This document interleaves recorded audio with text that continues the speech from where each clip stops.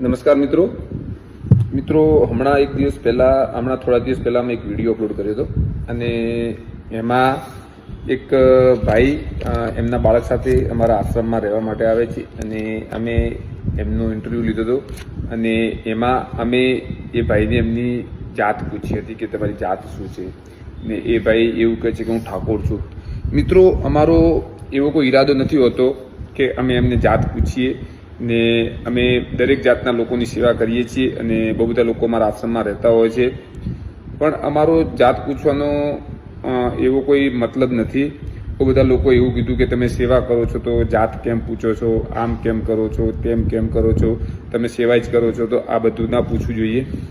તો એ બધા લોકોને એટલું જ કહીશ કે જાત પૂછીએ તો અમને પણ ખબર પડે છે કે ઘણા એવા સમાજ છે કે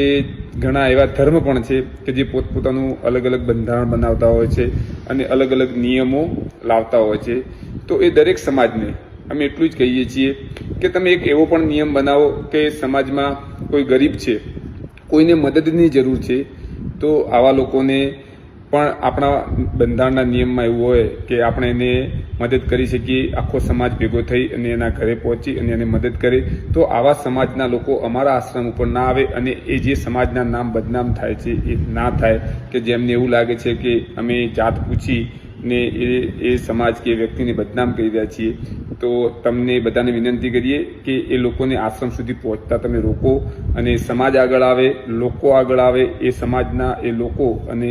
આ રીતે એકબીજાને તમે મદદ કરશો તો અમારે પણ કોઈને જાત પૂછવાનો વારો નહીં આવે અને તમે લોકો જે અમને કોમેન્ટ કરો છો કે જે અમને પર્સનલ મેસેજ કરો છો